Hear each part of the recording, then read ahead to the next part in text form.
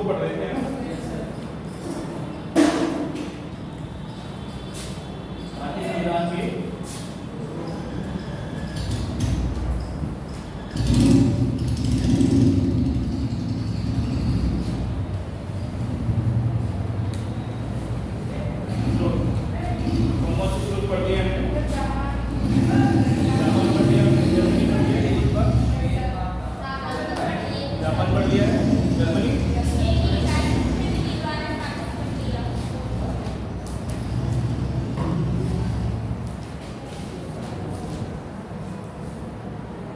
अच्छा ये इधर रशिया लिखवा दिया आपके लिए, फ्रांस लिखवा दिया, कनाडा लिखवा दिया,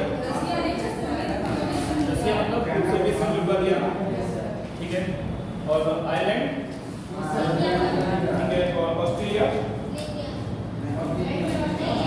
ऑस्ट्रेलिया लिखिए, ऑस्ट्रेलिया का संविधान, ठीक है। और ऑस्ट्रेलिया से हमने क्या उठाया है, बिल्कुल लिखिए देश ऑस्ट्रेलिया। ऑस्ट्रेलिया से हमने क्या क्या उठाया है, कौन कौन सी चीजें हैं जो हमारे यहाँ ऑस्ट्रेलिया से ली गई है। पहला है समवर्ती सूची का प्रावधान, लिखिए समवर्ती सूची का प्रावधान। समवर्ती 3 सूचियां बताई थी मैंने आपको विधानमंडल की, समवर्ती सूची का प्रावधान। अगर हम बात करेंगे समवर्ती सूची की,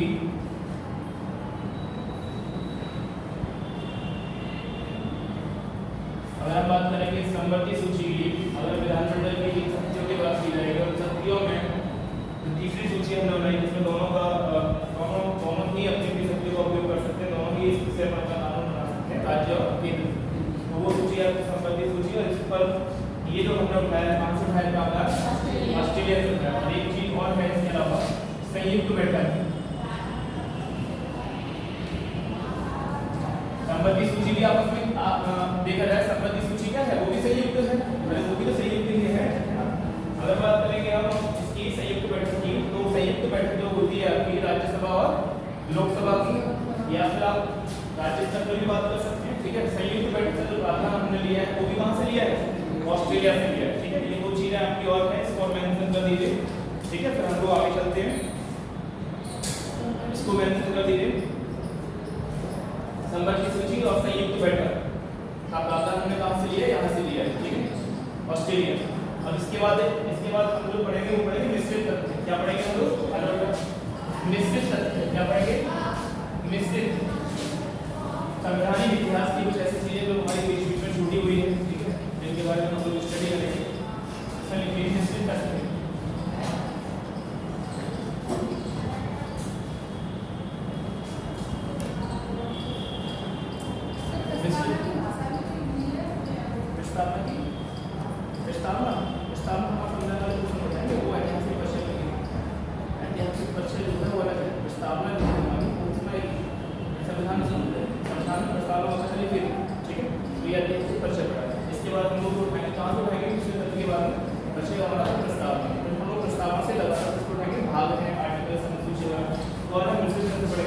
अगर आपसे कोई पूछता है, देखो जो भी सवाल मैंने पढ़ा है ना, वो इम्पोर्टेंट है थोड़ी सी।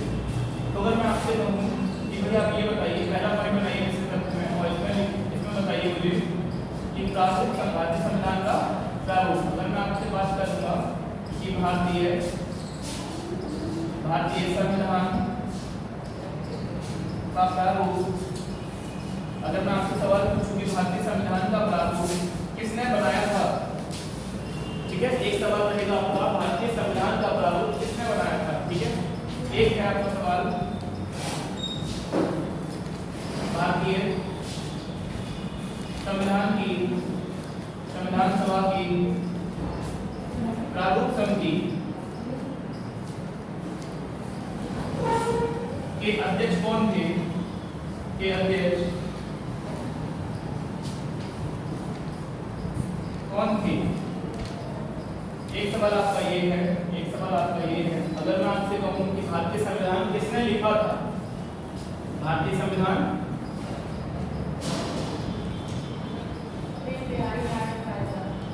ठीक है, भारतीय संविधान किसके द्वारा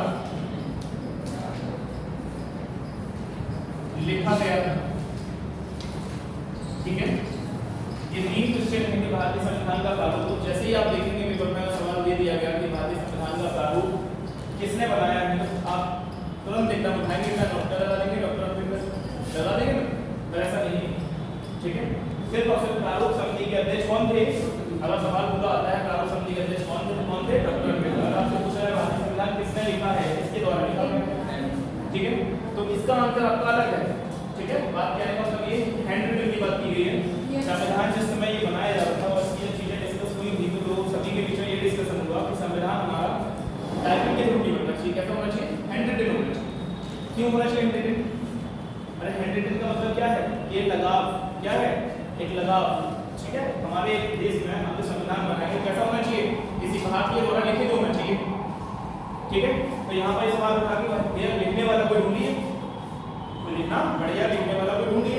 तो किसको ढूंढा गया, क्या नाम बताया आपने, प्रेम बिहारी, प्रेम बिहारी।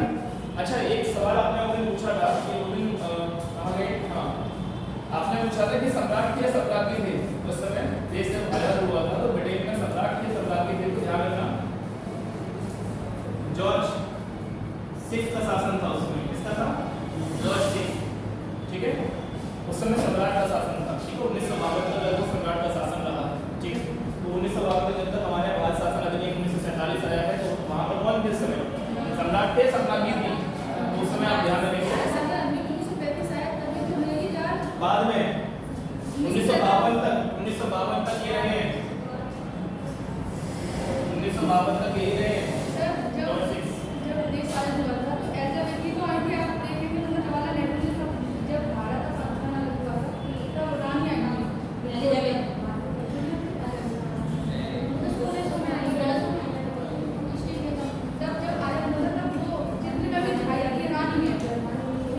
एक बार देखना, ठीक है, मैंने जो स्टडी किया है तो ये उस समय जो इंग्लैंड में शासन चल रहा था, एक बार देखते चलो इसको भी देखते हैं, ठीक है। कौन सी नहीं, Elizabeth second, first Elizabeth first का शासन तो पक्का देखना, रानी विक्टोरिया, ठीक है, रानी विक्टोरिया देवी है। रानी मैंने बात करी सम्राट और साम्राज्ञी की, किसकी बात की है, सम्राट और साम्राज्ञी की बात की है। सम्राट और साम्राज्य जैसे क्या है, एक राजघराना है, तो वहाँ राजकुमार भी होते हैं, राजकुमारी भी होती है, कई सारे राजकुमार, कई सारे राजकुमारी, लेकिन सम्राट या साम्राज्ञी एक ही होता है। बात को समझो, मैं रानी की बात नहीं कर रहा हूँ, मैं साम्राज्ञी और रानी में अंतर है। राजकुमार और रानी कई सारे हो सकते हैं, लेकिन सम्राट और साम्राज्ञी एक ही हुआ करता था। बात समझ में आ रही है कैसे बात। तो उस समय यहाँ पर शासन अगर बात की जाए, कौन सम्राट था उस समय, जॉर्ज 6 का शासन था उस समय, ठीक है। बोला चाहिए रानी विक्टोरिया आई, रानी विक्टोरिया सम्राट या साम्राज्ञी नहीं थी। बात समझ में आ रहा है सीधा, अंतर समझ में आया दोनों में, ठीक है। एक ही घराने में कई सारे शहजादे, सुना होगा ना आपने, शहजादे रानियां इस तरह के हुआ करते थे। तो अगर वहां पर उसकी बात की जाए कि सम्राट या साम्राज्ञी, तो उसमें कौन थे, जॉर्ज 6 थे आपके, ठीक है। तो ये तीन पहला पॉइंट लिख लिया भारतीय संविधान का प्रारूप, ठीक है। दूसरा लिखिए भारतीय संविधान सभा प्रारूप समिति के अध्यक्ष, और तीसरा पॉइंट लिखिए भारतीय संविधान किसने लिखा है। तेजी से लिखिए, ठीक है, फटाफट, ताकि आप लोग रिवाइज कर पाए चीजों के लिए। तेजी से लिखते चलिए।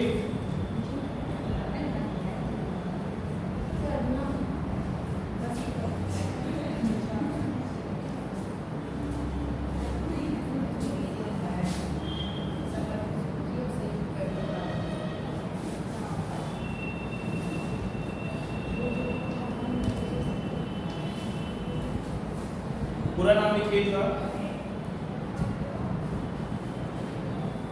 प्रेम बिहारी नारायण राय यादव, प्रेम बिहारी नारायण राय यादव, प्रेम बिहारी, क्या मतलब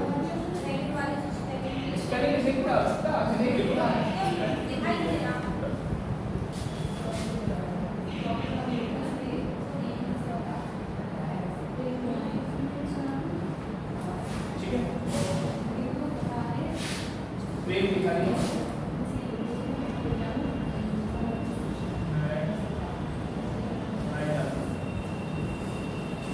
तो अभी पूछा जाए कि किसने प्रारूप तैयार किया था, भारतीय संविधान का प्रारूप किसके द्वारा तैयार किया गया है। अगर आपसे सवाल पूछा जाएगा कि भारतीय संविधान का प्रारूप किसके द्वारा तैयार किया गया है, तो नाम आएगा बी.एन.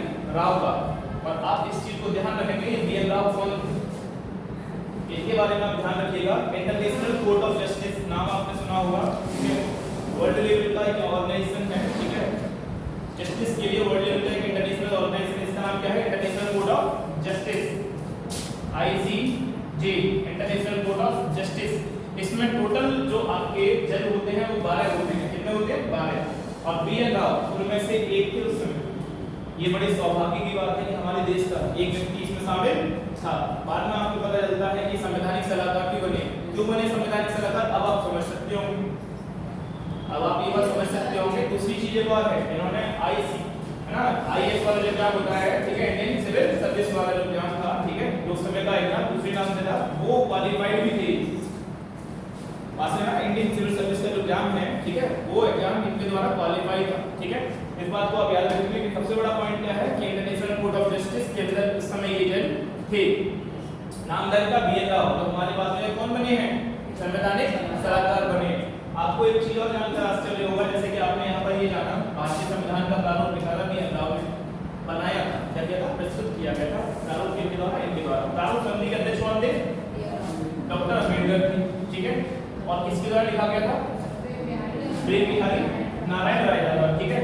अब बात ये आती है कि प्रेम बिहारी नारायण राय यादव के, ठीक है, इन्होंने कैसे लिखा, इनके बारे में क्या स्टोरी है प्रचलित, ठीक है, प्रचलित नहीं बोलेंगे, है ना, सच्ची स्टोरी है। जब ये हम ढूंढ रहे थे कि भैया हमारे यहाँ क्या करवाना है, हैंड राइटिंग लिखवाना है, कैसे लिखवाना है, हैंड राइटिंग लिखवाना है, ठीक है। तो एक होता था कैलीग्राफी, सुना है कैलीग्राफी, कैलीग्राफी का होता है स्टाइलिश लिखना, क्या होता है, स्टाइलिश लिखना, स्टाइल से लिखना, ठीक है। तो हम ये चाहते थे हमारा संविधान थोड़ा स्टाइलिश दिखा रहा है, खूबसूरत लगे देखते हो, है ना।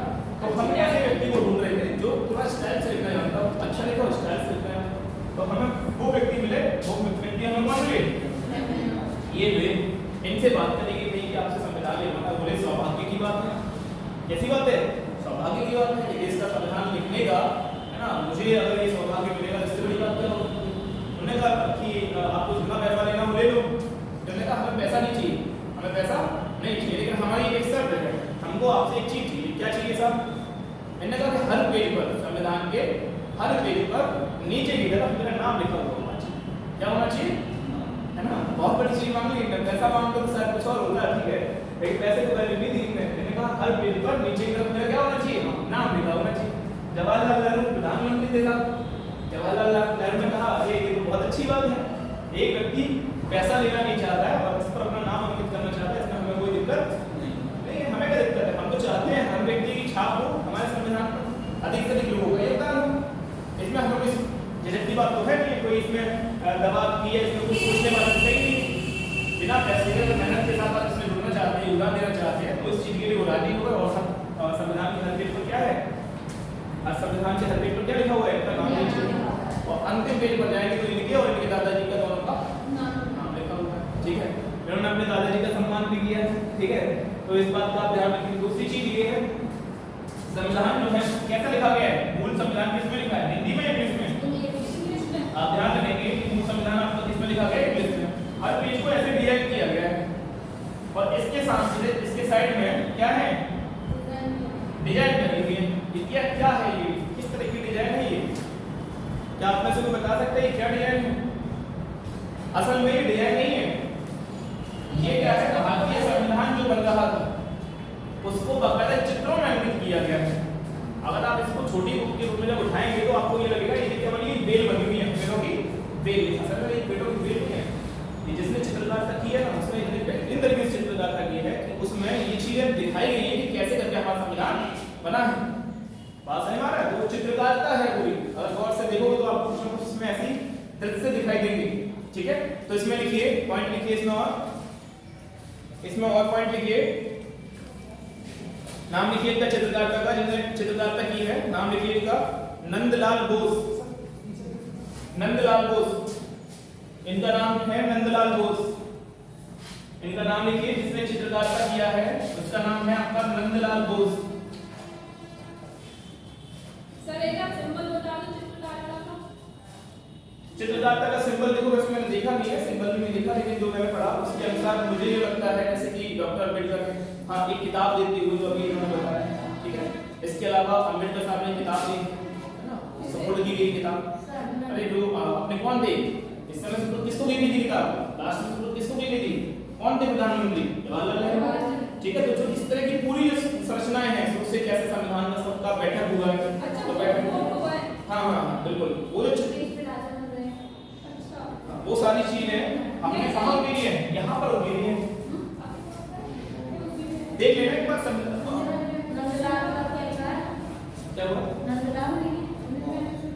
कहाँ पर उतारे नंदलाल, ये अच्छा ये नंदलाल बोस नाम है इनका, नंदलाल बोस पूरा नाम लिख लीजिए, नंदलाल बोस, इनका नाम है नंदलाल बोस, ठीक है। ये नंदलाल बोस वो व्यक्ति हैं जिन्होंने क्या किया है, ये चित्रकारिता किया है, ठीक है।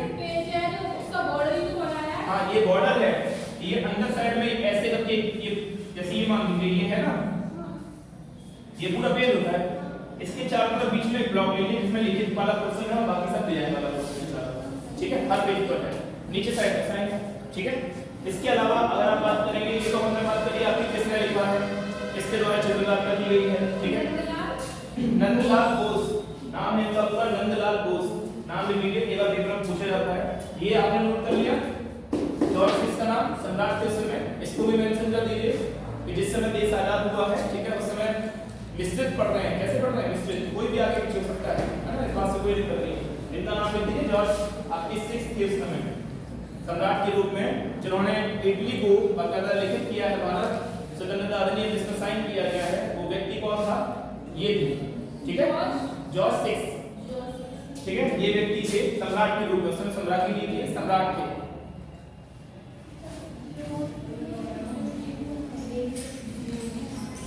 इसके अलावा हम लोग इस पर आते हैं, ठीक है।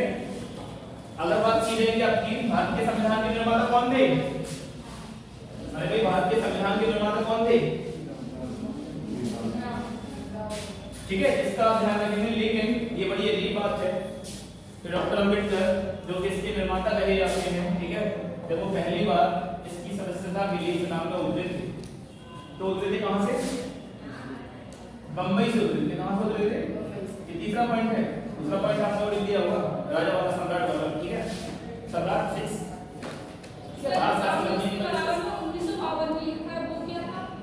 1952 तक ये ब्रिटेन में सम्राट के पद पर बने, ठीक है। जब से देश हमारा हो चला है, ठीक है, भारत शासन अधिनियम का साइन बना हुआ है, उस समय जो सम्राट थे उस समय जॉर्ज 6, ठीक है। बात की जा रही है आपकी डॉक्टर अम्बेडकर की, ठीक है, किसकी बात की जा रही है, संविधान के निर्माता डॉक्टर अम्बेडकर की बात की जा रही है। तो ये बंबई से खड़े हुए, कहां से खड़े हुए, बंबई से खड़े हुए और हार से, है ना, ये तो सबको पता है कि बंबई से लड़े और ये हार गए, पहली बार वो प्रथम बार बंबई से हार गई, ठीक है। बाद में मुस्लिम लीग ने इनको सपोर्ट किया, है ना, मुस्लिम लीग चाहती थी कि कमजोर का साथी कमजोर, ये तो होता ही दुनिया का नियम है ना, क्योंकि मजबूत तो किसी को दोस्त बनाता नहीं है ना, और यही जो है मजबूतों के खिलाफ, मजबूत लोगों के खिलाफ हमेशा यही हुआ है, क्या हुआ है कि कमजोर लोग मिलकर युद्ध लड़ना पड़ता है, क्यों। तो यहीं पर ये हुआ, आपका मुस्लिम लीग ने इनको सपोर्ट किया, ठीक है। सपोर्ट करने के बाद इनको इनसे चुनाव लड़वाया गया, कहां से, कलकत्ता से, कहां से, पश्चिम बंगाल, कलकत्ता, बिल्कुल पश्चिम बंगाल में कलकत्ता से इनको चुनाव लड़वाया गया, ठीक है। कलकत्ता उस समय वो कलकत्ता नहीं जो आज कलकत्ता है, एक बड़ा क्षेत्र था कलकत्ता, ठीक है। जैसे मैंने उस दिन आपको बताया था कि दिल्ली इतना छोटा क्षेत्र नहीं था, दिल्ली पूरा एक बड़ा क्षेत्र था पहले, है ना। अब तो हमने इसकी सीमा बना दी है, क्षेत्र अलग कर दिया, हरियाणा अलग कर दिया, ये अलग हो गया, पंजाब में बहुत सारे क्षेत्र कर दिए, तो पहले दिल्ली इतना थोड़ा था, है ना। दिल्ली बाद में राज्य गठित हुआ है ना, वो अलग चीज है। तो मुस्लिम लीग ने इनको चुनाव लड़वाया और यहाँ से इनकी क्या हुई है, जीत हुई है। लेकिन दुर्भाग्यवश 14 अगस्त 15 अगस्त को देश आजाद हुआ, और आजाद होने के बाद जब देश आजाद हुआ तो ये क्षेत्र, जिस क्षेत्र से ये जीते थे, वो क्षेत्र आपका कहाँ चला गया बेटा, वो क्षेत्र आपका चला गया है पश्चिम बंगाल में, सॉरी कहाँ चला गया, पाकिस्तान के क्षेत्र में चला गया। और पाकिस्तान के क्षेत्र में जाने के कारण, पाकिस्तान के क्षेत्र में जाने के कारण क्या हुआ, इनकी सदस्यता समाप्त, अरे क्या होगी, इनकी सदस्यता समाप्त होगी। बात समझने का प्रयास कर रहे हैं यहाँ पर कि ये जीते, पहली बार ये हार गए, दूसरी बार खड़े हुए, उस क्षेत्र से जीत गए,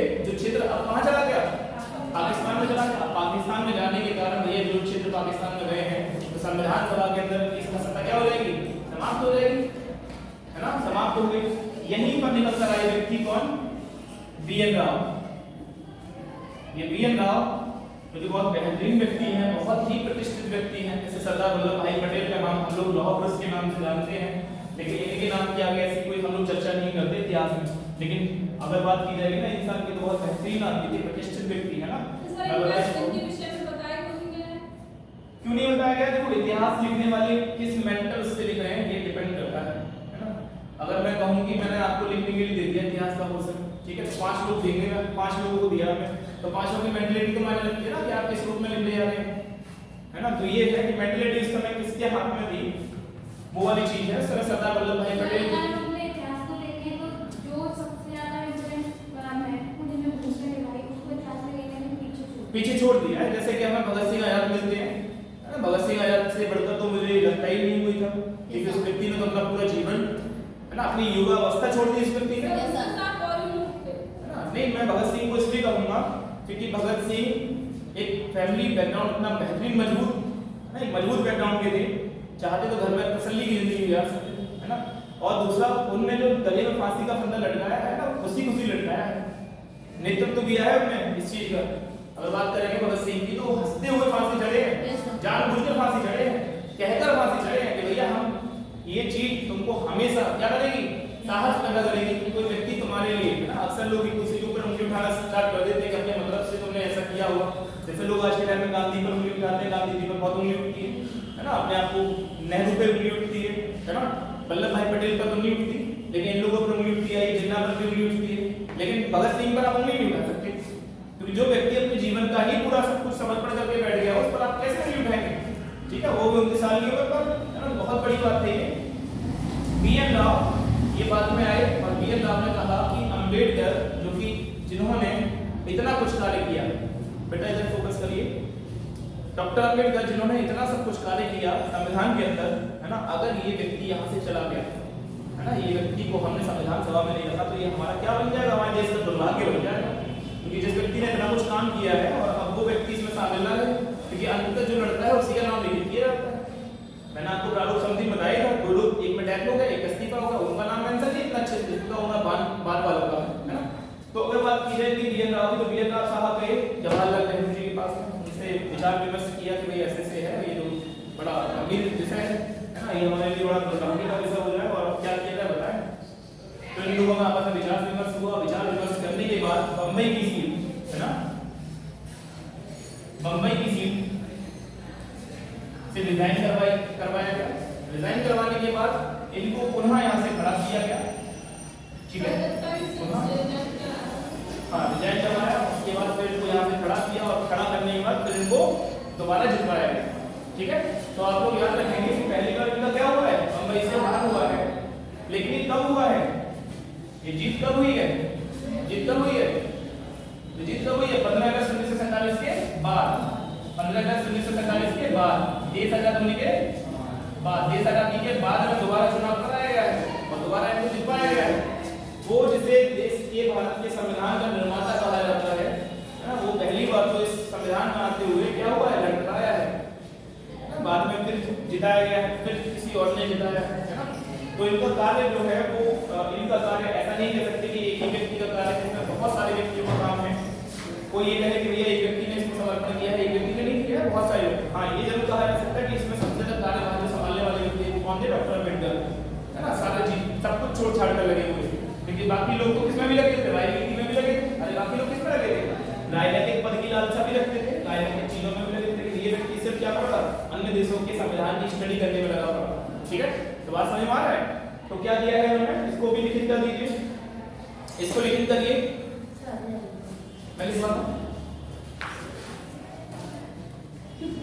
कोई बात नहीं, कोई बात नहीं, कोई बात नहीं, इंटेंशन मायने रखती है ना, कोई गुस्से में भी कहे और इंटेंशन अच्छी हो तो मैं वही लिखवा रहा हूँ, पूरा लिख दीजिए। देखिए इसमें डॉक्टर अम्बेडकर, इसमें लिखिए डॉक्टर अम्बेडकर सर्वप्रथम डॉक्टर अम्बेडकर सर्वप्रथम बम्बई से संविधान सभा के लिए खड़े हुए, बम्बई से संविधान सभा के लिए खड़े हुए बंबई से संविधान सभा के लिए खड़े हुए और हार गए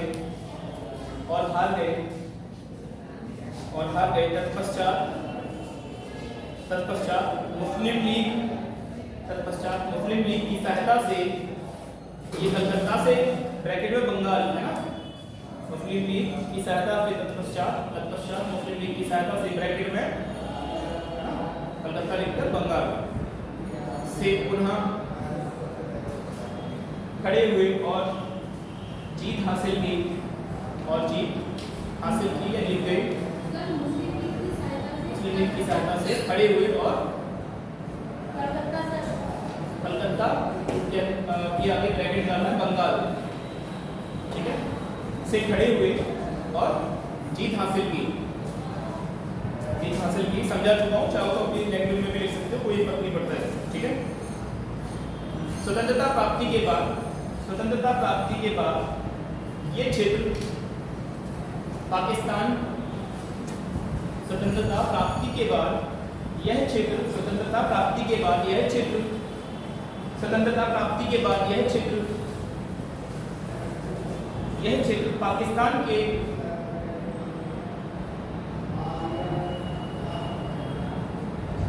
पाकिस्तान के अधिकार क्षेत्र में आया। स्वतंत्रता प्राप्ति के बाद यह क्षेत्र पाकिस्तान के अधिकार क्षेत्र में आया, पाकिस्तान के अधिकार क्षेत्र में आया,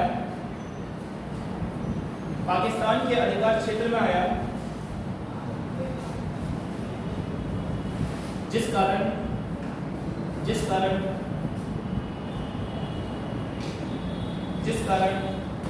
यह संविधान सभा के सदस्य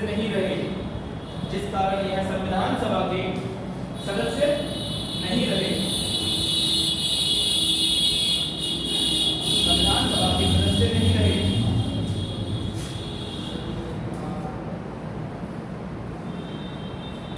आगे लिखिए,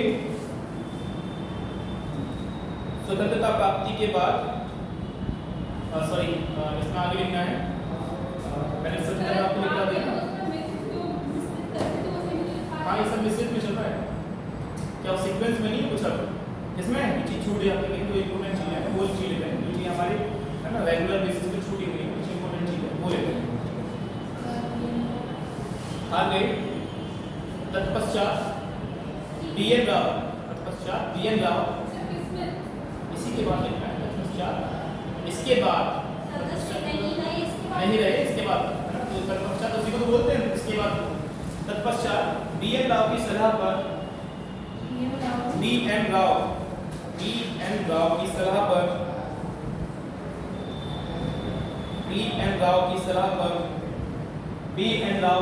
पर नेहरू जी द्वारा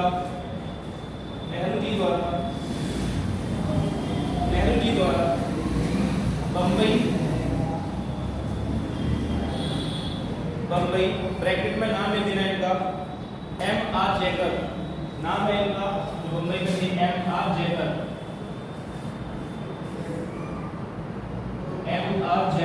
का इस्तीफा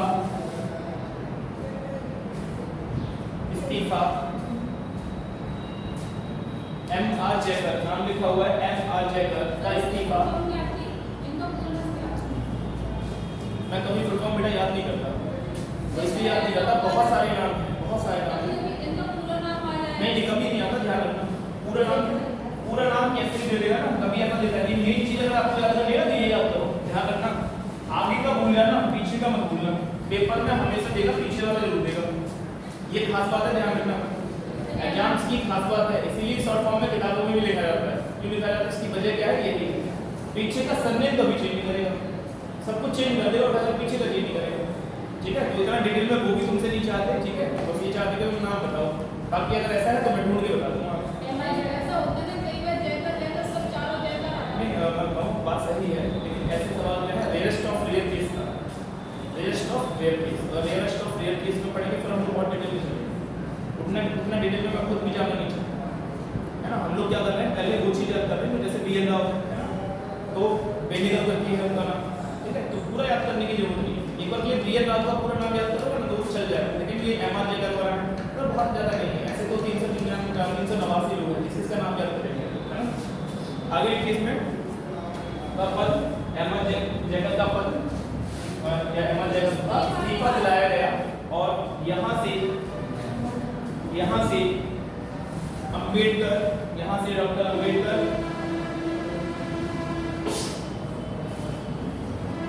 को जिताकर, डॉक्टर अम्बेडकर को जिताकर पुनः संविधान सभा की सदस्यता, पुनः संविधान सभा का सदस्य बनाया गया। ठीक है, तो ये चीज आप ध्यान रखेंगे कि किसको इन्होंने हटाया है, तो किसको इस्तीफा दिलवाया है, एमा जैकब को इस्तीफा दिलवाया है। किसके कहने पर दिलवाया है, बी.एन. राव। किसने सलाह दी थी, बी.एन. राव ने दी सलाह। ठीक है, पुनः संविधान सभा की सदस्यता, संविधान का सदस्य बनाया है। संविधान का सदस्य, संविधान सभा का, संविधान का नहीं, किसका, संविधान सभा, संविधान का कोई सदस्य था ही नहीं भाई, संविधान सभा। ठीक है, संविधान का कोई सदस्य नहीं है। तो ये बात आप याद रखेंगे। ठीक है, कि ये हार और जीत कैसे हुई है, अगर पेपर में कभी याद आए तो इस बात का आप ध्यान रखेंगे। ठीक है, ये 2-3 पॉइंट है, इसके आगे एक और पॉइंट लिखिए। अगर हम बात करेंगे कि भारत में जब आजाद हुआ है देश, तो आजादी के समय भारत ने पाकिस्तान को कितना रुपया देने का वादा किया था, कितना रुपया था, 13 करोड़। लिख लीजिए। तो जो बंटवारा हुआ है, बंटवारे के क्षेत्र भी गए हैं, कितना रुपया मांग हुआ है, 13 करोड़। ये 13 करोड़ है, इसको लिखित कर दीजिए। स्वतंत्रता के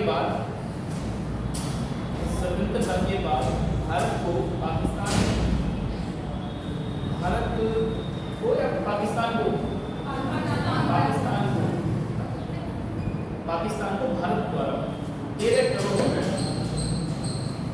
प्रदान करने का वायदा किया गया। अभी कैसे दिए गए, टुकड़ों में दिए गए, कैसे दिए गए, है ना, ये मेरा विषय ऑर्डिनेट है। कहाँ पे जाते हैं बदलना याद रखिए। कितने की बात करिए, जबकि पूरा संविधान कितने बन के तैयार हुआ है, 64 लाख रुपए है ना, तो यार 64 लाख रुपए पूरे संविधान बनाने में खर्च हुए और 13 करोड़ रुपए कितने मांग लिए, क्यों मांग लिए, अरे मुंह में से बंजर भूमि भी उनके पास है, विस्थापित लोग उनके यहाँ गए थे, अधिकतर विस्थापित लोग कहाँ गए हैं, उनके यहाँ गए, और अच्छी कॉलेज विस्थापन हुआ है, जैसे उधर के अधिकतर कहाँ थे, उधर साइड गए उनके यहाँ, क्योंकि वो क्षेत्र बंजर टाइप का था, वो क्षेत्र इतना अच्छा नहीं था। ठीक है,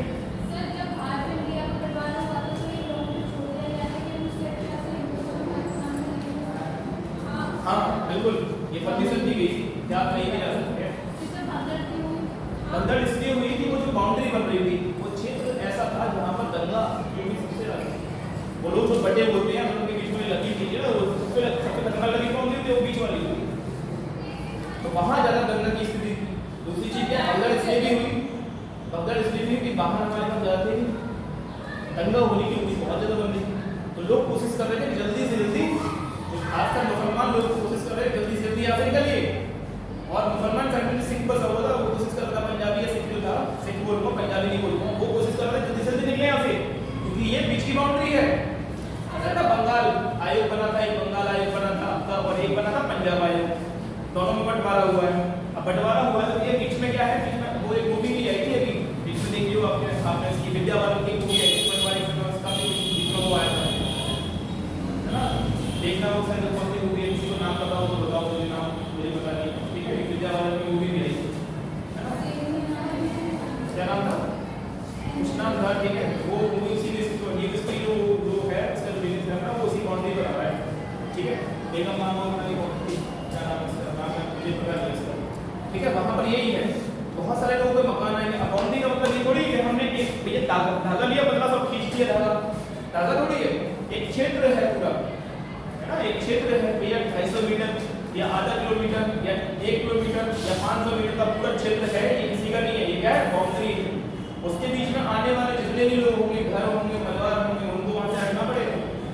दूसरी चीज, हमारे यहाँ ऐसे लोग जो संविधान सभा में बने हुए थे मुस्लिम लीग के थे, अब वो भी छोड़ दे जाएंगे, उनके जानने वाले परिवार वाले भी होंगे, है ना, उन्होंने पहले से खबर फैला दी होगी भैया क्या होने वाला है, बंटवारा होने वाला है, निकल लीजिए। तो आदमी कोशिश कर रहा है बंटवारा का, कितना बड़े बड़े वाहन उठा लिए, मेरा सामान भी लेके जाना है, ऐसा थोड़ी है, वो भी चलती है, अपना सामान भी मांगना है, कीट भी दाम मांगना है, बकरी वगैरह सब चीजों में लाद लाद कर धीमे धीमे लेकर जाना है, कहीं बीच में अटैक होकर सब कुछ छोड़कर भागना है, क्योंकि माल से ज्यादा बड़ी चीज क्या है, जान है। तो ऐसे करके भगदड़ बची है। कुछ लोग लुटेरे टाइप के कह रहे थे, लूट मचाने वाले लोग भी, अरे भाई छोटे छोटे ग्रोह भी होते हैं जो अटैक करने का कार्य करते थे, सुना हुआ, छोटे छोटे अटैक करने वाले ग्रोह भी थे, वो भी अटैक करते। ये भगदड़ ऐसे रही है ना, ये बहुत बड़ा कई सारी चीजें हैं भगदड़ की वजह। आगे देखिए इसमें अगला पॉइंट बनाइए और इसमें लिखिए कुल कितने अधिवेशन हुए हैं। मैंने जो आपको बताए थे कुल कितने अधिवेशन हुए बेटा, और अगर अधिवेशनों की संख्या की बात की जाएगी तो अधिवेशन आपका 12 हुआ है, जिसमें अगर कभी पेपर में आ जाए 11, कितना आ जाए 11, तो आप 11 को भी टिक कर सकते हैं। अगर 12 नहीं किया हो तो ये 12 का अधिवेशन कब हुआ है, ये अंतिम बैठक, भारतीय संविधान की अंतिम बैठक 24 जनवरी 1950, 24 जनवरी 1950 की बैठक को भी एक अधिवेशन ही माना गया है। असल में अधिवेशन तो कई दिनों का होता है, ये कितनों का दिन था, इसको भी क्या दे दिया गया, एक संख्या दे दिया गया अधिवेशन का।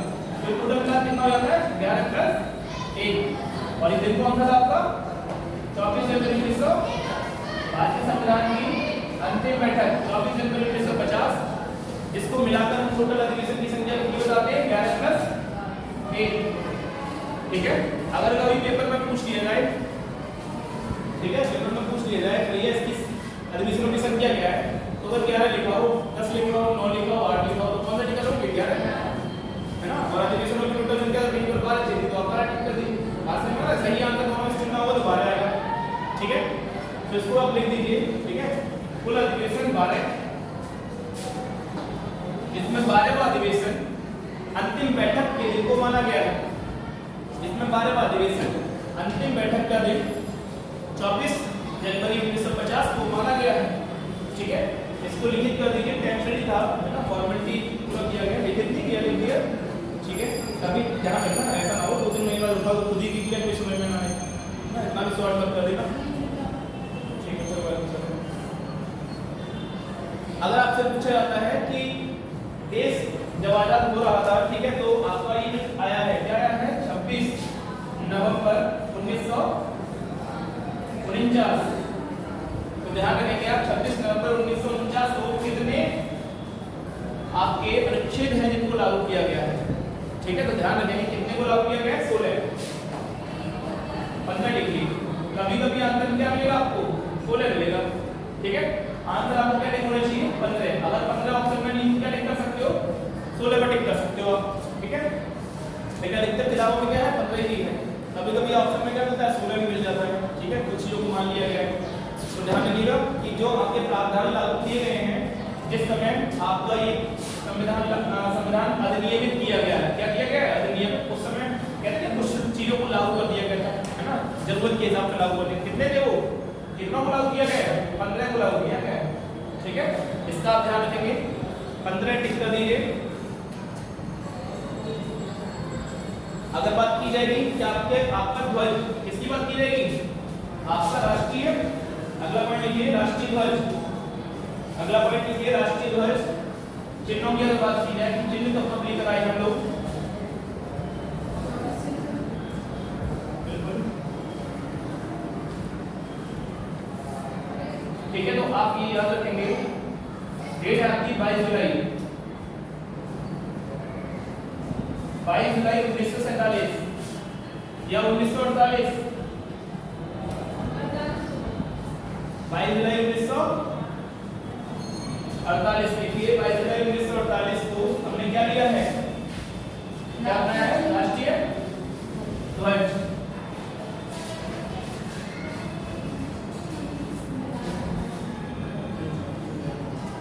और 24 जनवरी 1950 देखिए, 24 जनवरी 1950 ये 1947 की है, 22 जुलाई 1947, 15 अगस्त 1947 को देश आजाद हुआ है ना। तो अगस्त में मुझे लगता है अगस्त देश आजाद होने से पहले से ही राष्ट्रीय ध्वज अपना लिया गया, क्यों है सर राष्ट्रीय ध्वज हमारी जब हमारा 14 अगस्त को भारत आजाद हुआ था,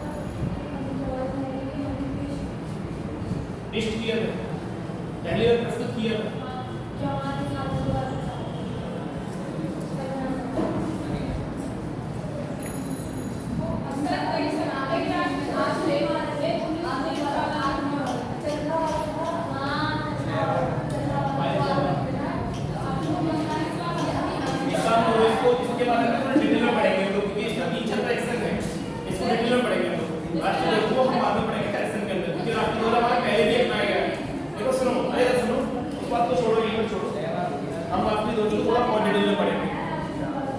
बात ये छोड़ो, राष्ट्रीय ध्वज को हम थोड़ा सा डिटेल में और पढ़ेंगे, क्यों पढ़ेंगे?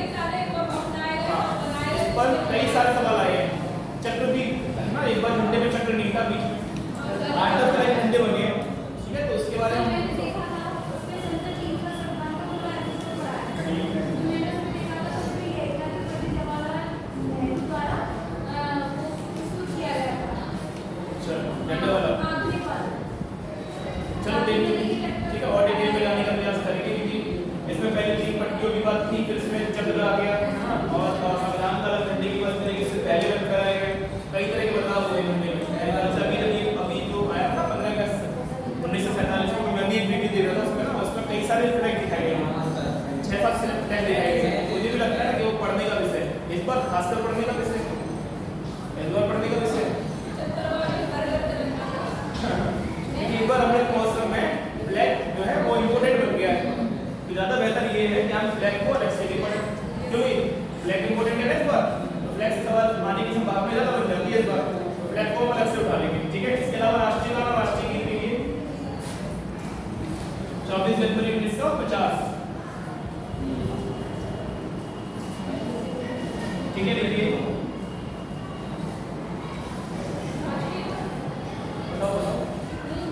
राष्ट्रीय गीत एवं राष्ट्रपति, एवं राष्ट्रपति,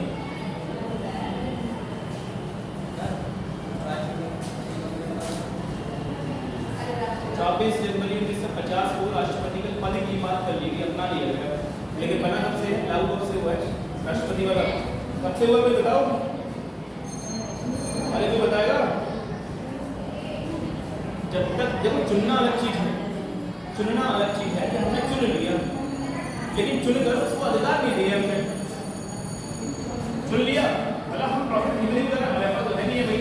26 जनवरी 1950 है, देखो मेरी बात को समझो क्या हो, 24 जनवरी 1950 को राष्ट्रपति चुन लिए गए, क्या चुन लिए गए, चुन लिए गए,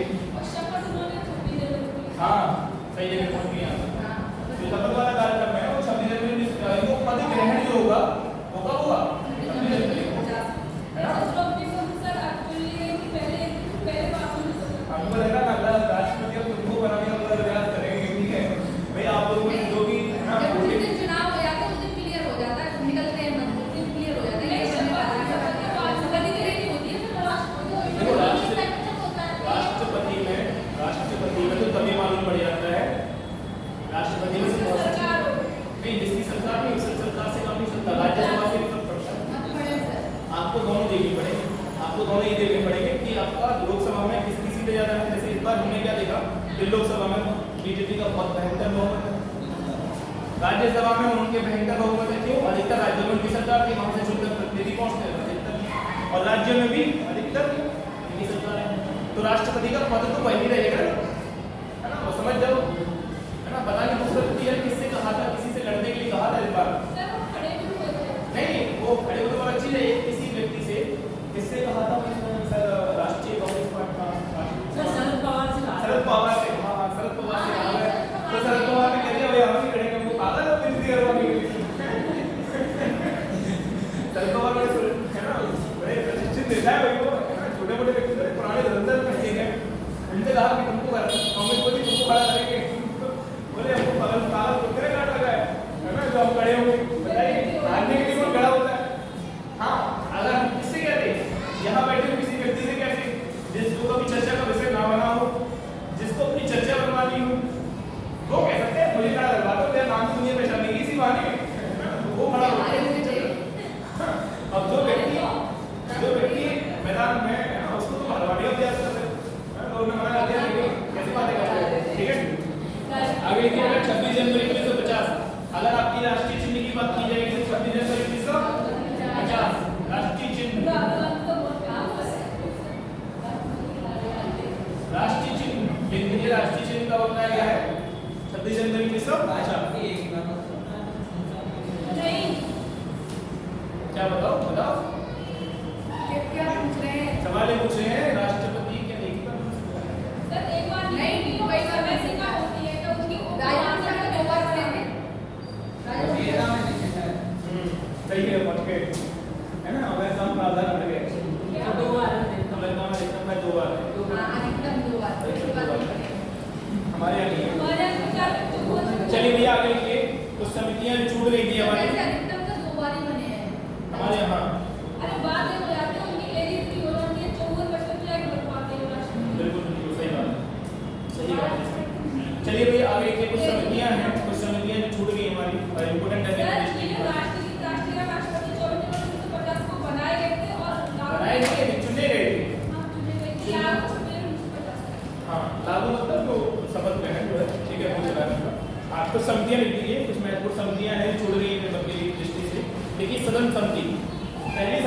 लिखिए सदन।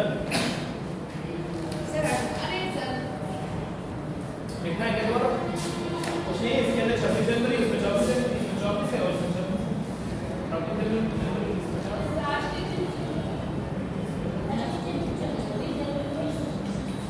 और लगेगी ना, और नहीं लगेगी, और नहीं लगती है, रास्ता भी होगा। कुछ संधियां हैं, इनका संधि लिख दीजिए। पहली संधि लिखिए सदन संधि। पहली संधि लिखिए सदन संधि।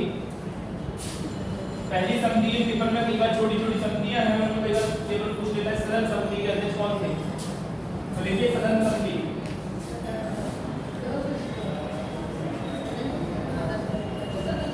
पट्टाभी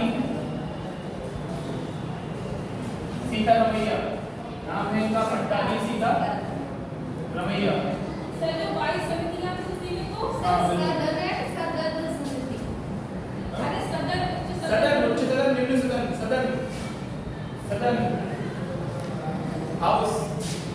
लिखिए सदन समिति पहला है पट्टाभी सीता रमैया, दूसरा लिखिए कार्य समिति जेबी मावलंकर, कार्य समिति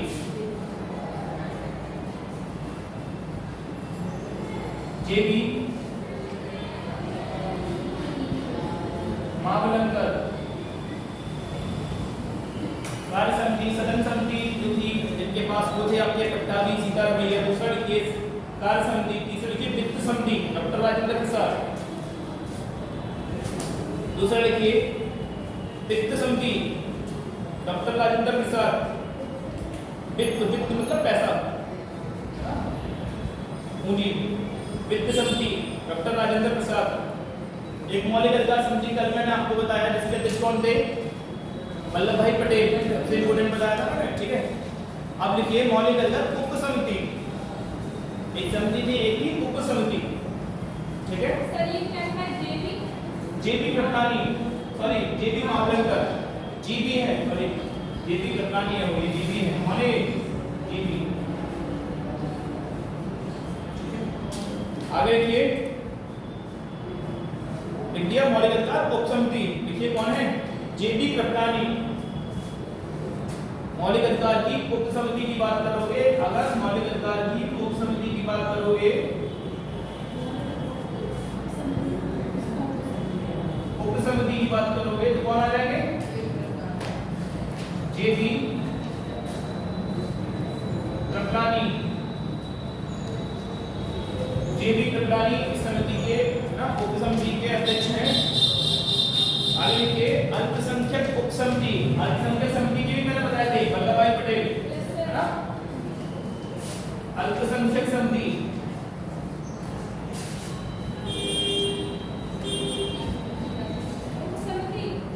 हाँ उप समिति, समिति एच.सी. मुखर्जी, एक पद पे और थे एच.सी. मुखर्जी, याद करो उपाध्यक्ष, बिल्कुल एच.सी. मुखर्जी उपाध्यक्ष पद पे भी है, और यहाँ पर उप समिति के अध्यक्ष है, ठीक है। कौन सी उप समिति, अल्पसंख्यक समिति, ठीक है। आगे लिखिए झंडा समिति,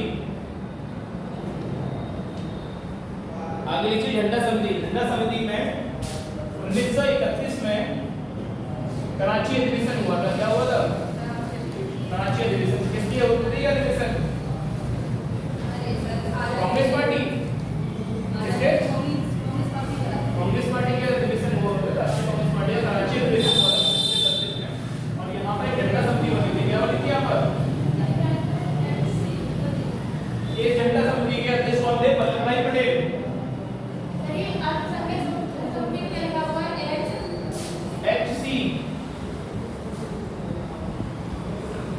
एच.सी. मुखर्जी, ठीक है। अगर आपसे पूछा जाए झंडा समिति वो भी कभी 1931 से कराची अधिवेशन की झंडा समिति का बात किया जाए तो कौन आएगा, वल्लभ भाई पटेल। अगर झंडा समिति की बात की जाएगी इसकी संविधान निर्मात्री कौन, हाँ 1931 संविधान निर्मात्री, संविधान निर्मात्री समिति या अस्थाई, या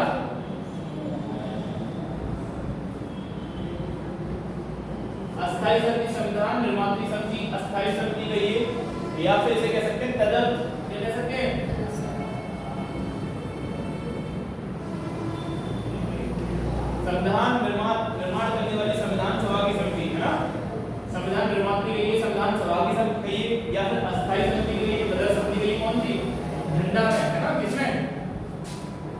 झंडा समिति की किसकी झंडा समिति संविधान बात में मारी है। अगर झंडे की बात करोगे और संविधान निर्माण की समिति पूछा जाए, अस्थाई पूछी जाए या फिर क्या पूछे तदर्थ मतलब होता है उपनाम नहीं है झंडा समिति के। उपनाम नहीं है बेटा, ये एक था संविधान सभा, उन्होंने अपना एक झंडा बनाया, ठीक है। ये सब ने लिखवाया बेटा, ये लिख लेना, ये लिख देना निर्मात्री, ये सब ने लिखवाया, ठीक है। निर्मात्री मतलब क्या, निर्माण करने वाली, संविधान सभा निर्माण कर रही थी, इसलिए अगर ऐसा शब्द आ जाए कभी तो शब्दों को पहचान लेना।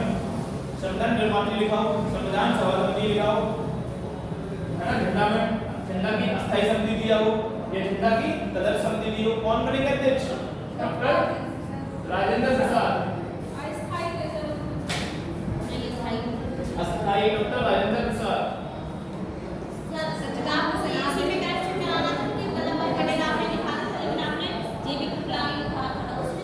वो स्थायी समिति है जेबी कृपलानी, समझ नहीं रहे हो? सर आपने उसमें स्थायी समिति में भी लिखा है, उसमें भी लिखा है कि स्थायी समिति और झंडा समिति बोल सकते हैं उसको। अरे झंडा समिति दो प्रकार की, एक तो स्थायी थी, एक अस्थायी थी। अस्थायी में जो रास्ता है ये है संविधान सभा, क्या है संविधान सभा, और ये है संविधान, क्या है, ठीक है। ये संविधान के द्वारा हमारे देश के झंडे का निर्माण किया गया। तो वो झंडा कैसा है, स्थायी है, कैसा है, स्थायी है। तो इसके लिए जो समिति बनी है वो कैसी है, झंडा स्थायी समिति, झंडा स्थायी समिति ऐसे कहो या फिर क्या कहो, झंडा समिति।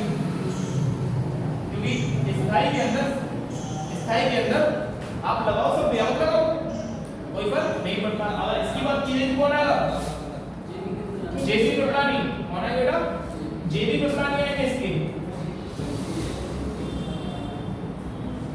ये देश का झंडा है, संविधान सभा में लिखा जा रहा है, इसमें देश का झंडा है, देश का झंडा बड़ा सोच समझ के बनाना पड़ेगा। अब एक बात की जाए संविधान सभा, संविधान झंडा, संविधान निर्मात्री समिति, झंडा अस्थायी समिति, झंडा तदर्थ समिति। है तदर्थ वाला क्या होता है, बिना नियम कायदे कानून की शुरुआती चरण में होता है ना, जो कैसा होता है, थोड़े समय के लिए होता है। ऐसी चीज भी क्या बोलते हैं, तदर्थ, है ना। तदर्थ समिति थोड़े समय के लिए है, अस्थायी मतलब स्थायी नहीं है। जैसे ही संविधान सभा भंग होगी वैसे ही झंडा भी भंग हो जाएगा।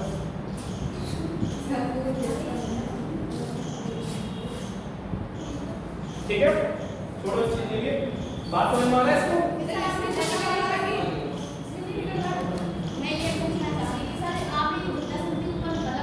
ये वाला ना ये हटा दो, मुझे ऐसा लगता है ना ये बेकार हो गया। ऐसा कभी होता नहीं। मेरे वहाँ पर कोचिंग में, मेरी क्लास की कोचिंग जो है उसमें मैं कितनी भी निकलूँ कभी नहीं निकलूँ, मैं तो कुछ नहीं करता हूँ, मैं भरते रहता हूँ पूरा।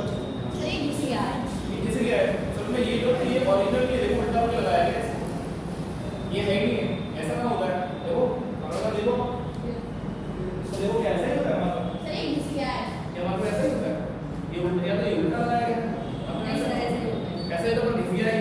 हां किसी का है सर, इसको बार-बार कॉपी पे नहीं निकल रहा है। सारी तरह लगा लगा भाई सर सही सर उल्टा आ गया बात नहीं छोड़ दो।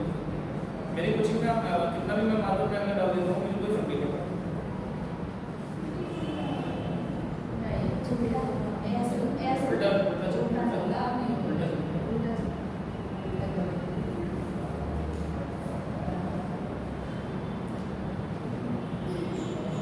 ठीक है। अंतर समझ में आ रहा है, चीज वही है ना। जैसे मैंने आपको प्रारूप के अंदर बताया था कि प्रारूप किसने बनाया, अगर आप आ गया और सीधे टिक कर देते किसको, डॉक्टर अम्बेडकर को। नहीं, प्रारूप बनाने वाले व्यक्ति कौन थे, बी.एन. राव, उसके अध्यक्ष कौन थे, डॉक्टर अम्बेडकर। ठीक है, ऐसे ही इसका है, ठीक है, कंफ्यूजन को ही दूर करना है और कुछ नहीं है इसके अंदर। तो आपको याद रखना है जेबी कृपलानी है स्थायी वाले की, ये सब संविधान सभा तो अस्थायी है, काम खत्म हो गया समाप्त।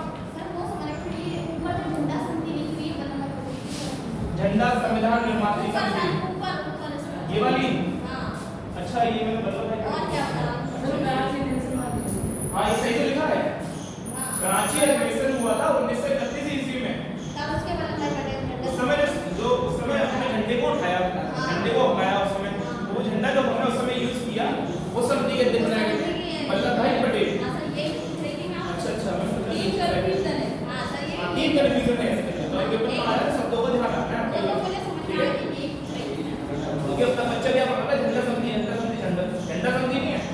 इसके आगे पीछे भी देखना है आपको, है ना, पेपर में कुछ और तो नहीं लिखी है पागल बनाने के लिए, ठीक है।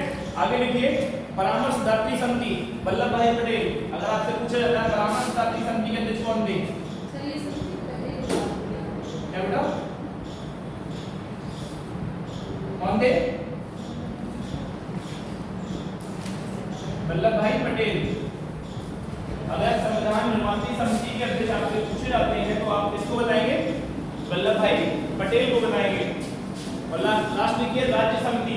अगर कभी आपसे पेपर में पूछा जाता है कि राज्य समिति के कौन थे,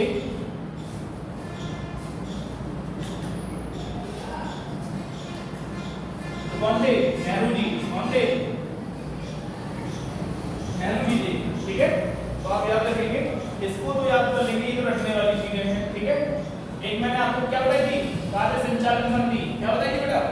कार्य संचालन समिति। कौन थे कार्य संचालन के? डॉक्टर के.एम.मुंशी। एक ही संचालन समिति, कौन थे इसके? डॉक्टर राजेंद्र प्रसाद। और एक है कार्य समिति, एक है कार्य संचालन, एक है संचालन और एक क्या है कार्य।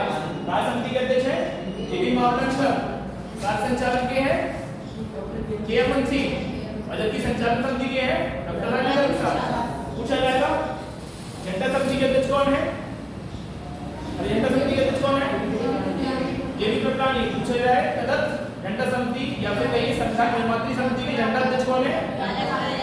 राजेंद्र प्रसाद। अगर पूछा जाए कि 1931 में कराची अधिवेशन में झंडा समिति बनी थी, इसके अध्यक्ष कौन थे? वल्लभ भाई पटेल। बात समझ में आ रहा है? ठीक है, कंफ्यूजन मत हो जाना कहीं पर भी। इसको तेजी से नोट करिए कितना छूटा हुआ है, फिर उसके बाद आगे चल रहे हैं हम लोग। तेजी से नोट कर लो, कुछ नहीं है, फैक्चुअल है, ठीक है। लेकिन फैक्चुअल में भी आपको ध्यान रखना है कि फैक्चुअल में भी एक शब्द लगाने से चीजें बदल जाएंगी, है ना।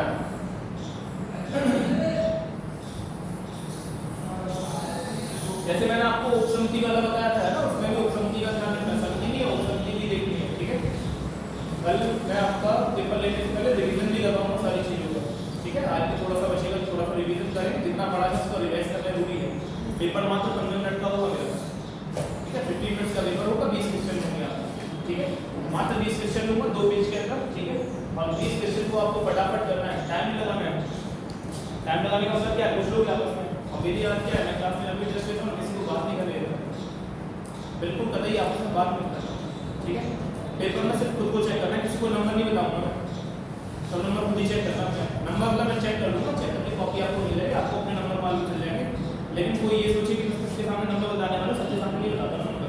हाँ, टॉप 30 के नंबर पता चल जाएंगे, टॉप 30 कौन कौन है, फर्स्ट सेकंड और थर्ड, वो मैं यहाँ से बताता हूँ। बाकी आप अपना आपस में देखिए, खुद का असेसमेंट करिए कि दूसरे के फर्स्ट पे इतने नंबर आए तो मेरे पीछे कैसे रह गए, है ना। भाई समय तो चलता जा रहा है, समय की धारा है, समय तो बहना है, वो तो चलता जा रहा है। कल जिंदगी का एक दिन खत्म हो गया, जिंदगी का एक दिन खत्म हो, अब इस जिंदगी की दौड़ में कौन अपने आप को कितना सक्षम बना सकता है, ये तुम्हारे हाथ में है। चाहो तो कश्मीर की चाल चलो, चाहो तो खरगोश की चाल चलो, है ना। वो पुराना टाइम चला गया, खरगोश की चाल तो कश्मीर की चाल चल गई, है ना। जीत हासिल कर लो, वो टाइम चला गया, उम्र निकल जाएगी कछुआ चलते चलते। कछुआ की चलो क्या हो जाएगी, कछुआ का मतलब ये नहीं जिंदगी में कछुआ चाल चलती है। कछुआ मतलब क्या है कि पूरी साल चलना है। कछुए से आपने क्या सीखा? कछुए की चाल धीमे चलना है, नहीं रुकना नहीं है, धैर्य बना के रखना है, धैर्य से चलना है, लगातार चलना है। कछुआ से ये नहीं सीखा कि धीमे चलना है, तो धीमे चलो चलो क्या सीखा हमने उससे, लगातार चलना है। तो आपको कल जब आपका पेपर होगा, रिजल्ट आएगा आपका मंडे को, तो आपको बस एक ही चीज देखनी है, क्या देखना है? मेरे नंबर कितने आए और टॉपर के नंबर कितने आए, तो मैं कहाँ पर ना अपनी गलती कर बैठा, ठीक है। तो अगर आपस में ही कंपेरिजन नहीं कर पाओगे तो भैया वहाँ तो लाखों करोड़ों लोग बैठे हुए हैं, 4-4 साल पढ़े हुए हैं, 5-5 साल पढ़े हुए हैं, उनके बीच में कंपटीशन कैसे करोगे? और एक बात याद रखना, जो बच्चा 4 साल पहले पढ़ा हुआ है, जब वो आज पढ़ रहा होगा तो उसको उन चीजों को पढ़ने में मजा नहीं आ रहा होगा, वो बोर हो जाता है पढ़ते पढ़ते, है ना। तो रिवीजन करना भी छोड़ देता है, कमजोर पड़ जाता है। लेकिन जो बच्चा पहली बार पढ़ता है वो सारी चीजें अच्छे से पढ़ता रहता है, उसका रिजल्ट इससे ज्यादा बढ़िया आता है। ध्यान रखना इस बात को, 1-2 साल में जितना अच्छा फाइट कर सकते हो, 4 से 5 साल में वो फाइट नहीं कर पाओगे आप। तो 1-2 साल में जितनी फाइट लगानी, जितनी दम लगानी है, वो 2 साल के अंदर लगा लेना। मैं बोल रहा हूँ इसी साल लगा लो, इस साल नौकरी हासिल कर लो, अगले साल यूपीएससी हासिल कर लो, या इस साल पीसीएस का प्रीलिमिनरी जो भी क्वालिफाई करने का मन बना लिया, इसके बाद और मौका मिलता है 2 महीने 4 महीने तैयारी करने का, 5 दिन तैयारी करने का, तो लगा लो 2 साल ही है तुम्हारे पास। 2 साल के बाद यही चीज जो आप पढ़ रहे हैं आगे चलकर आपको पढ़ते क्या होगी, थोड़ी सी बोरिंग होगी। ऐसे जो ध्यान से बैठ के पढ़ रहे हो ना वो कैसी लगेगी आपकी लाइफ, अरे यार सर वही चीज तो पढ़ा रहे हैं, नगर समझी झंडा समझी है ना, क्या है यार ये वही चीज तो है, नहीं पढ़ रहे हैं क्लास में। क्यों? क्योंकि 100 में से 90 चीज आपकी पढ़ी लिखी होगी। क्यों भाई? तो 10 चीजें कौन पढ़ना चाहता है? कोई नहीं। आने वाला बोलो ये जो समय है ना तो लोगों के लिए ये ज्यादा बेहतर समय है, ध्यान रखना। ये मैं अपना एक्सपीरियंस शेयर कर रहा हूँ आप लोगों के साथ में, पर्सनल एक्सपीरियंस है, 2 साल आप औरों के साथ देख सकते हो। ठीक है, तो मात्र 2 साल के अंदर जितना मेहनत करनी है ना, तो रुकना नहीं है, लगे रहो। ठीक है, जहां से जो चीज मिलती है लेते जाओ और आगे बढ़ते जाओ, है ना। सबका धन्यवाद करते चलिए, आगे बढ़ते चलिए। जो बुरा हुआ सबके साथ बुरा होता है, थोड़ा बहुत कुछ चीजें बुरी होती है सबके साथ, उसको एक्सेप्ट करके छोड़ते चलिए। जो पॉजिटिव मिले उसे लेते चलिए और सीखते चलिए और बढ़ते चलिए। और लेकिन सोचिए ना वो कछुए वाला धैर्य नहीं होना है। 2 साल बाद धैर्य बोलते ना कोई दिक्कत नहीं है, लेकिन 2 साल तक धैर्य मत होना, लगातार डट के मुकाबला करो एकदम, है ना। खुद बैठा करो, कभी कभी ना आईने के सामने खुद बैठा करो और खुद से कहा करो, खुद से पूछा करो कि क्या मैं जो सोचता हूँ कर पा रहा हूँ, नहीं कर पा रहा हूँ। अरे मैं ये सोचता हूँ कि मुझे पूरे साल चल रहा है, मुझे अपनी मौसी के यहाँ नहीं जाना है। मान के चलिए मैं ये सोचता हूँ कि मुझे मौसी के यहाँ नहीं जाना है, मुझे अगर पढ़ना है तो मुझे मौसी के यहाँ नहीं जाना है, लेकिन मैं फिर भी क्या हो फैमिली सपोर्ट भी मिल रहा है। हाँ एक बात सही है, बिल्कुल फैमिली सपोर्ट मिल रहा है। तो अगर आपको ये लगता है कि आपको अपनी मौसी क्या नहीं जाना है, क्या नहीं जाना है, मौसी क्या नहीं जाना, ये आपने सोच लिया है। आप जब भी डिसीजन लोगे अपनी परिस्थिति के अनुसार लेना। भाई हर किसी का फैमिली बैकग्राउंड अलग है, हर किसी की मदर फादर का सोच अलग करेगा, ठीक है। हर किसी का खुद का व्यक्तिगत खुद का शारीरिक बल अलग है, क्यों भाई? हर किसी की शरीर की क्षमता अलग है, घर की इकोनॉमिक वैल्यू अलग है, बहुत सी चीज समाज का आसपास का क्षेत्र अलग है। उन परिस्थितियों को ध्यान रखकर अगर आप अपने प्रति कोई डिसीजन ले रहे हो तो वो दूसरे के डिसीजन को देख के मत लो, खुद का डिसीजन होना चाहिए खुद के बारे में। लेकिन अगर डिसीजन ले लिया कि मुझे मेरी पढ़ाई के लिए ये काम करना है या मुझे मेरी चीज के लिए ये काम करना है, और अगर वो काम करने आप नहीं जा रहे हो, ये किसका फेलियर है? ये आपका फेलियर है। कहने का मतलब ये है, आपने सुना है आपने क्या बोलते हैं इसे, ज्ञान की प्राप्ति कहते हैं, या कहते हैं क्या बोलते हैं इसको, तो इंद्रियां, अपनी इंद्रियों को बस में करना। उसका मतलब ये क्या है? उसका मतलब ये है कि जो काम आप करना चाहते हो वही करोगे, जो काम आप करना नहीं चाहते हो वो नहीं करोगे। ये चीज की कंट्रोल की क्षमता जिसके अंदर आ गई है ना, समझ लीजिए उसने दुनिया में विजय पा ली। कहने का मतलब क्या है? अगर मुझे लगता है कि मुझे रात को 2 घंटे पढ़ना है, दुनिया उधर उधर हो जाए 2 घंटे पढ़ूंगा, नींद आ रही है 2 घंटे पढ़ूंगा। नींद मतलब ऐसी नींद नहीं होनी चाहिए, आप अलग करेंगे नींद आती है, तो आज की वाली नींद होती है, वो नींद होती है बॉडी की, है ना, डिमांड करती है। 2 तरह की नींद होती है ना, एक तो वो होती है जो आपकी बॉडी डिमांड कर रही है, दिमाग आपका काम ही नहीं कर रहा है, कितना ही मुंह धो लो, कितना ही कुछ कर लो, है ना, वो वांटेड मूवी वाला सीन है ना, कि दिमाग काम ही नहीं करेगा, कितना भी जगा लो, आप खोल के बैठे हो लेकिन दिमाग काम नहीं करेगा, सब लग जाएगा। एक वो नींद है कि रात को पूरे मन से सोए, खाए पिए सब कुछ है, लेकिन नहा कर नहीं आए, बैठे हैं आलसी बन के सस्ता रहे हैं, है ना। एक नींद वो भी होती है जो ऐसी आलसी बन में सीधे नहीं बैठते हैं, कमर टेढ़ी करके बैठे हैं ऐसे, तो नींद तो आनी है। तो कमर सीधी करने से क्या होता है? ब्लड सर्कुलेशन अच्छा होता है, ब्रेन पर ब्लड सर्कुलेशन अच्छा होगा, ऑक्सीजन अच्छी रहेगी, ऑक्सीजन ही डिमांड करती है इसकी नींद ना आनी, आप ऑक्सीजन क्षेत्र में जाइए नींद नहीं आएगी। तो ये कहते हैं सीधे बैठना चाहिए। क्यों बैठना चाहिए सीधे? कि सीधे ऑक्सीजन का यहाँ लेवल बढ़ता है। तो दूसरी तरह की नींद है वो आपकी क्या है? वो इंद्रियों वाली है। आपको लगा क्लास में बैठ के सो रहे हो, आपको लगा क्लास में बैठ के सो रहे हो और आपको ये पता है कि यार मेरी नींद की आवश्यकता है, तो सही चुस्त एकदम उठिए ताकि मुंह धोए। ये क्या है? इंद्रिय कंट्रोल। लेकिन बैठे हुए पता है, ये बात पता है कि मुंह धो के आपको तो पढ़ाई अच्छी होगी, ये पता है शरीर को नींद नहीं होगी, फिर भी सस्ता रहे हो, अरे कौन जाएगा। तो जब ये सोचोगे ना, ऐसा सोचोगे तो निश्चित रूप से, है ना, दूसरे से तो फाइट में नहीं जीत पा रहे, तो इसकी जिम्मेदारी कौन है? जिम्मेदार तुम खुद कहलाओ। बात समझ में आ रही है? इसकी जिम्मेदार कौन कहलाएगा? इसका जिम्मेदार तुम कहलाओ। तो ऐसा मत करो, बस एक चीज मेरा कहने का मतलब ये है कि जो चीज तुमने सोच ली है ना, अपनी परिस्थिति के अनुसार जो चीज तुमने सोच लिया है, कम से कम वो निर्णय जो तुमने खुद लिया है उससे पीछे नहीं हटना है, जब तक कि ऐसी आवश्यकता इमरजेंसी केस ना पड़े। समझ रहे? क्यों भाई सत्येंद्र, है ना। और आपके बारे में आपसे ज्यादा बेहतर डिसीजन कौन ले सकता है? कोई कहता है मम्मी पापा लेते हैं, नहीं, आपसे बेहतर डिसीजन आप आपके बारे में कोई नहीं ले सकता, कोई नहीं ले सकता। हाँ सपोर्ट करना चाहिए। सर अगर ये बोलते हैं अगर हम डिसीजन ले रहे हैं कि मुझे दूसरी साइड जाना है, जैसे पहली तरफ में मेडिकल लाइन में जाने का, लेकिन पापा का था कि मैं आर्ट वगैरह ये सब्जेक्ट और जिससे कि आगे जाऊँ। अब मुझे लगता है कि मेडिकल लाइन इतनी अच्छी है, इतनी अच्छी है सर। मैंने तो मेडिकल निकाल के छोड़ दिया था। मुझे लोग पता है क्या कहते हैं, मुझे लोग कहते हैं मैं बहुत बड़ी गलती की, आज तुम किसी समस्या झेल रहे हो ना, ये तुम्हारी पागलपन की निशानी है। मैंने निकाल के छोड़ा है, गवर्नमेंट कॉलेज निकाल के छोड़ा है, डॉक्यूमेंट लगे हुए, कहीं मौका मिले ना वो दिखाएंगे तुमको। एक नहीं दो जगह निकाला है मैंने, और निकालने का मतलब समझ में आता है 50 लाख रुपए 55 लाख रुपए में तो प्राइवेट कॉलेज मिलता है मेडिकल का, 55 लाख रुपए प्राइवेट कॉलेज मिलता है, गवर्नमेंट तो मिलेगा ही नहीं 55 में। यानी कि हमने 70-80 लाख रुपए का गवर्नमेंट कॉलेज छोड़ दिया। जो लोग 60-70 रुपए देकर भी गवर्नमेंट कॉलेज नहीं ले पाते, क्योंकि प्राइवेट कॉलेज में अच्छे कॉलेज है ना, वो भी गवर्नमेंट कॉलेज से पीछे है। और प्राइवेट कॉलेज अच्छी की बात करो ना, 70-70 लाख रुपए में एडमिशन है, तो हमने वो कॉलेज छोड़ दिया निकालने के बाद, जबकि हमें 4 साल का समय दिया उसके लिए, है ना। अलीगढ़ यूनिवर्सिटी में भी 11th-12th में क्या पढ़ा, बायोलॉजी तो पढ़ी। अरे क्या पढ़ा बायोलॉजी, भैया स्टूडेंट साइंस में बायोलॉजी के स्टूडेंट तो बायोलॉजी पढ़ी, क्यों पढ़ी बायोलॉजी, इसके लिए यूपीएससी दे नहीं। लेकिन बाद में जाकर अपना डिसीजन ले लिया।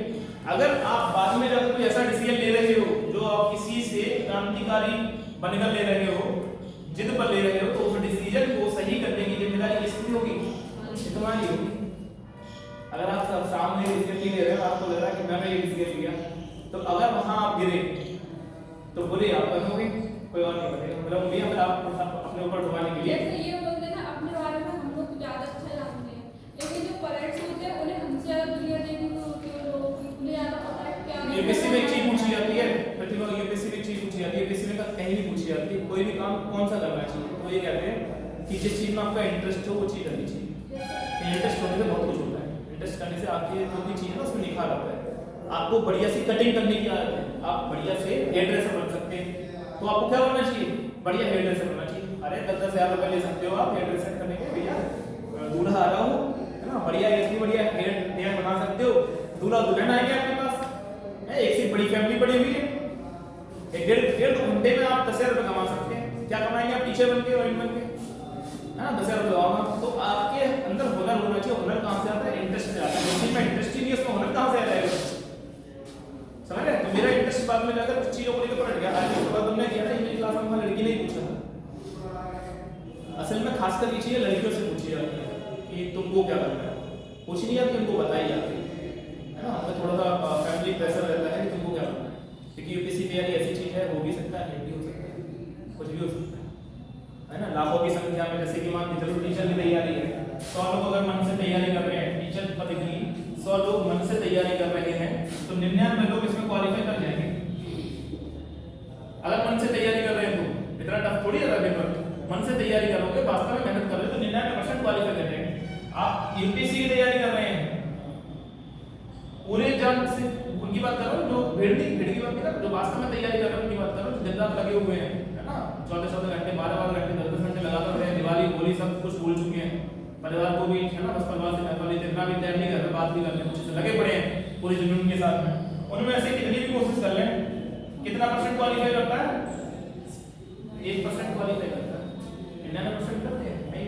लेकिन ये जो 99% है ना, ये फेल नहीं है, ये 99% फेल नहीं है। अगर ये मन से तैयारी कर रहे हैं तो किसी ना किसी चीज को अपना करियर बना ही लेंगे, क्योंकि इनके पास क्या है, नॉलेज पावर है, कहीं ना कहीं घुस जाएंगे, कहीं ना कहीं घुस ही जाएंगे, गारंटी की बात है। डिफेंस से पेपर बैठा दो तो किसी ना किसी एग्जाम में घुस जाएगा। वो अलग चीज है कि तुम जाना चाहते हो, नहीं जाना चाहते, चाहो तो पे नहीं कर सकते, बहुत से रास्ते हैं, ठीक है। लेकिन ये जो 99% का 1% बचेगा, है ना, ये कुछ नहीं कर सकता, ये कुछ नहीं कर सकता, ये गारंटी की बात है। अरे यूपीएससी का अधिकतर स्टूडेंट किस में जाता है, पीएचडी की तरफ भागता है ना, या टीचर पद पे निकलता है अधिकतर। खासकर आने वाला समय यूपीएससी के लिए और अच्छा होने वाला है। गवर्नमेंट के अंदर कुछ समय पहले की बात है, समिति चल रही थी, जो डिस्कस कर रही थी कि यूपीएससी में प्री क्वालिफाई और मेन क्वालिफाई हो जाते हैं, वो औरों के मुकाबले तो बहुत नॉलेजेबल है। क्यों नॉलेजेबल है, क्योंकि बाकी जो टीचर या बाकी जो दूसरे उसमें है वो तो एक सब्जेक्ट की नॉलेज रखते हैं, कितने सब्जेक्ट की, एक सब्जेक्ट की। यूपीएससी वाला है ना, इसमें जितना सब्जेक्ट है, अरे मान के चलो इसको एक को 99% की नॉलेज है एक सब्जेक्ट में, लेकिन यूपीएससी वाले को 80% की हर टॉपिक की नॉलेज है। कौन ज्यादा मेहनती है, कौन ज्यादा इंटेलिजेंट है, कौन ज्यादा नॉलेजेबल है, वो है जिसके पास ये हर सब्जेक्ट की 80% नॉलेज है। और इसका कैरियर हम खराब कर देते हैं, क्या कर देते हैं, इसका कैरियर खराब कर देते हैं। अगर इसे टीचर वाला पेपर दिलवा देना, मात्र 30 दिन की तैयारी करवा देना, 30-35 दिन की तैयारी करवा देना, और इसको ना पेपर दिलवा देना टीचर वाला, क्वालिफाई कर लिया 2014 में क्वालिफाई किया टीचर का पेपर। टीचर का पेपर मतलब कि पेपर दे के आए थे भैया हमारे गाँव के हैं, तो भैया पेपर दे के आए, हम भी बैठे थे उनके पास, आज वो टीचर पद पे, ठीक है। हमने उनका पेपर लिया, सॉल्व करने का कोशिश किया, साइंस के खूब सवाल आते हैं, मेडिकल का तैयारी कर रहे थे, यूपीएससी में उस समय पहली बार तैयारी कर रहे थे दिल्ली में, तो पूरी साल निकल चुकी थी, एक साल पूरा हमने यूपीएससी तैयारी कर ली थी दम लगा के अच्छे से, है ना। और इधर साइड में हम साइंस पहले से ही पढ़े थे, स्कूलिंग तो पहले से हमारी अच्छी थी, नवोदय से पढ़े हुए थे ना, यूनिवर्सिटी से पढ़े, स्कूलिंग तो पहले अच्छी। टीचर का था नेट का टीचर पद जो होता है वो था साइंस साइड का, साइंस साइड वाला टीचर, डीएलएड वाला नहीं, ये जो टीचर का ये जो निकलता है सुपर टेट वाला निकलता है वो पेपर था, सुपर टेट का जो भी था पेपर उसी से वो क्वालीफाई हुए, वो पेपर मैंने दिया। वो पेपर मैंने एक दो चीजें थी जो टीचर वाली थी, जो टीचर में ही पढ़ाई जाती है, जैसे पेडोलॉजी वाला सब माने थे, भले वो नहीं कर पाया, पेडोलॉजी तो कर लेगा ना, एक होता है उसमें एक टॉपिक और होता है, वो टॉपिक नहीं कर पाया, साइकोलॉजी का है ना, जो पेडोलॉजी, हाँ साइकोलॉजी या पेडोलॉजी का एक पोर्शन है, मेरे ख्याल से पेडोलॉजी नहीं, पेडोलॉजी का था, साइकोलॉजी का तो पढ़ाया जाता है, जैसे उसमें वो चिंतक है ना, चिंतक पढ़ाए जाते हैं, जैसे मार्क्स वाला है, कार्ल मार्क्स, ये सब हमें पढ़े हुए थे हम, ये सब तो हम कर लेकिन जो पेडोलॉजी का सेक्शन था बच्चे वाला, बच्चों के अंदर कैसे क्या वो होता है, हाँ वो पेडोलॉजी है, वो सेक्शन हमारा छोटा था बस, बाकी हमने वो पेपर किया, हल किया, और बाकायदा उनके सामने वो खुद देख रहे थे, तो वो क्या है कि पेपर टीचर का पेपर आता है कौन से लेवल का होता है, असल में टीचर का पेपर कौन से लेवल का होता है, टीचर का होता है टेट का, सुपर टेट का, कौन से लेवल का है, 8 लेवल का है, 10 लेवल का है, 8 लेवल का है, 8 क्लास के लेवल का है ये पेपर, मतलब कि इतनी मैथ आनी चाहिए आपको अच्छे से, इतनी मैथ आपको आनी चाहिए, इतनी साइंस आपको आनी चाहिए, इतना ज्योग्राफी आपको आनी चाहिए, इतना हिस्ट्री आपको आनी चाहिए, इतना इकोनॉमी आनी चाहिए, इतना राज्य व्यवस्था आनी चाहिए, है ना, इंग्लिश आनी चाहिए, हिंदी आनी चाहिए, है ना। अगर इतना लेवल आपने कंटेस्ट किया हुआ अच्छे से, टीचर पर आपको कोई रोक नहीं सकता। कहने का मतलब सिर्फ इतना सा है कि आप लोग मनोबल से तैयारी करिए, ये 1-2 साल जो आपके पास है ना, ये वक्त आपके पास लौट कर नहीं आएगा, ठीक है, ये यंग अवस्था, युवा अवस्था लौट कर नहीं आती है, सब कुछ लौट के आ सकता है, टाइम भी लौट के आ जाएगा आपका, टाइम भी लौट कर आएगा आपका, आज आप एंजॉय नहीं कर पा रहे, आगे चलकर 2 घंटे 4 घंटे एंजॉय करिए, टाइम है आपके पास, टाइम मिलेगा, टाइम की टेंशन मत, युवा अवस्था वाला टाइम नहीं मिलेगा, कौन सा टाइम मिलेगा, युवा अवस्था का टाइम मिलेगा, बचपन वाला भी आप कहते हैं पता है, अरे मैं बता रहा हूँ सच्ची बात, बचपन वाला टाइम भी मिल जाता है, आपको नहीं पता बेटा, बचपन वाला टाइम भी